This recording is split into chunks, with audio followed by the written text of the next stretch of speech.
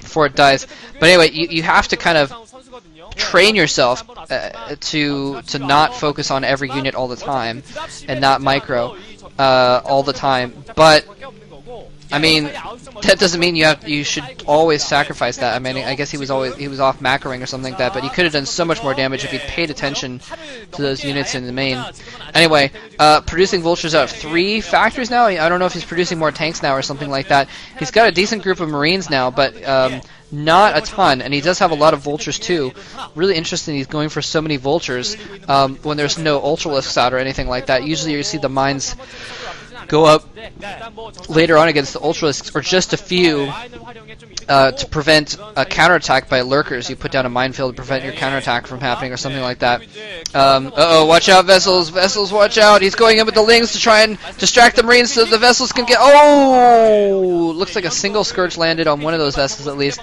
Very, very close. Barely manages to save those vessels. A nice move by Hero, sending in the lings first, or the lings at the same time, to take the hits from the marines, and he was able to fall back though just in the nick of time. Midas has gotten a 3rd base up, and he's getting a 4th base up now, whereas Hero has just gotten his 4th base up. So if Hero lets that 4th base go up, it's gonna be doom. I mean, assuming Midas has any macro ability whatsoever, he's going to put down several barracks and just be able to put out tons of forces. I mean, he's mined out in his main, but still, that's going to be a 3rd mining base. And Terran's used to macroing off of 2 mining bases, but 3 is just going to be able to put out tons of units, especially with the Zerg only having 4 bases themselves. It's going to be hard to match that. He's putting out a lot of marines, interestingly. He's not putting out a ton of medics. Just going for that firepower. And it's something that he can pull off with an extra base, and he's just now started mining at that extra base as well. Oh no! Oh, mine drag, not paying attention to those vultures again. And I think so. I mean, this is one of the reasons why Midas was able to succeed in the older days, I guess, but multitasking has become so necessary in more recent StarCraft that it seems that his multitasking is not up to par. And what is he doing? Where are his barracks going? What is going on here? Is he switching over to mech completely? He may be switching over to mech completely in anticipation of hive tech, of ultralisks and things like that. I'm not sure though. This is pretty pretty interesting to see him floating all of his racks. So never mind about having all the minerals so he can pump out marines. He's not going to keep going for marines, it seems. He's floating all of his barracks. That's really, really interesting. And his eBay, yeah, and he's built a ton of factories. So there you go. He's switched over to mech now. He's upgrading his mech now at the armory. Really, really interesting for him to switch like that. This is something that we saw Fantasy have good success in doing. Again, normally Terran would switch over to mech in the late game. Well, I mean, it is late game, but when they start seeing ultralisks and stuff like that, and I guess Midas is kind of getting ahead of the game and switching to the mech earlier. How did that vessel survive? That was amazing.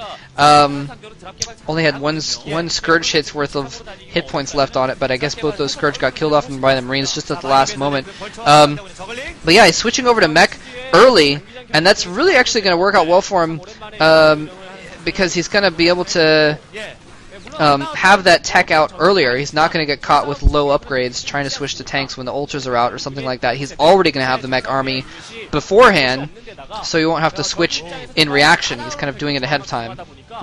So pretty smart move, I'd say. He's still running around with the medic marines to distract while he switches over to this mech.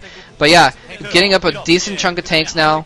It'll be interesting, and part of this is, it's interesting that because it's later game, it's harder for by.herO to switch tech to something that's going to be better against mech.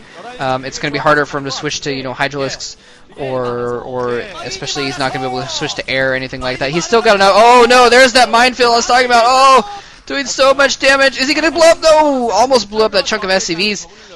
Trying to press in on that expansion, but that is what I was talking about. It can just stop a counterattack dead in its tracks, or in this case an attack dead in its tracks with a minefield there, because if they don't have, well, even if they do have detection, it's really tough for Zerglings and what have you to deal with that kind of a thing. Deal with those mines. So the whole thing getting blown up, and oh, he apparently has enough extra vessels that he wants to go in a racer the expansion. He's probably going to lose those vessels to some Scourge pretty quickly here. Oh, he's going to drag the mines in. Oh, not even paying attention there. Is not able to drag the mines, although the Marines were paying attention, able to kill that off pretty quickly. There's the Scourge. Scourge takes out the irradiated vessels. It looks like he might be able to go after another vessel too. He kills off one, I think, just now. Anyway, here he comes in, and now the tank's protecting that new expansion area in the top left. He's taking that main as well, so he's going to have 4 bases. He might mine out soon at his natural expansion, but they're still going to have 3 bases mining, and that's really going to be good, especially because hero hasn't been expanding much. I mean, he's still just at those 4 bases. I thought he was expanding to the 3 o'clock position, but now I don't see it there. And he's landed a barracks at that expansion to block it. I thought he'd expanded there. Where did he? Oh, maybe he tried to expand to 6 o'clock and it was killed off. I guess that's what I'm thinking of. But basically, hero is going to get completely out macroed here in a moment. He's got 4 bases to 5, and Zerg tends to want to have more bases in general, so it's not looking good for him at all here.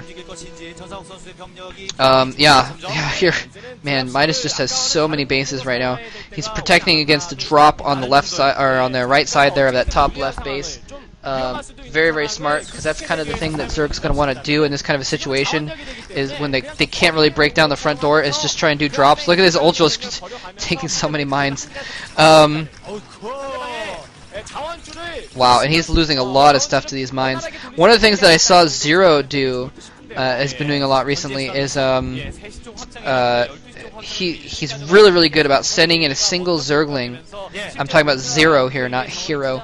ZeRO is good about sending in a single Zergling ahead of his troops to soak up mines, or a couple Zerglings to soak up mines when he's making an attack. And that's something that we're not seeing hero do, really. He's kind of setting his forces around, but he's not sending leading Zerglings or anything like that to soak up the mines very much. So that's going to be a disadvantage. We might see a drop here.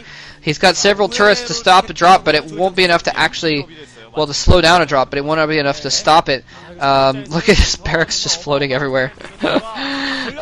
So several Ultralists now. Oh, and he irradiates the Overlords. He catches the drop. He catches the drop. The Marines are coming in as well. Swarm going out. He drops the Ultralists back out again to protect him from protect the Overlords rather.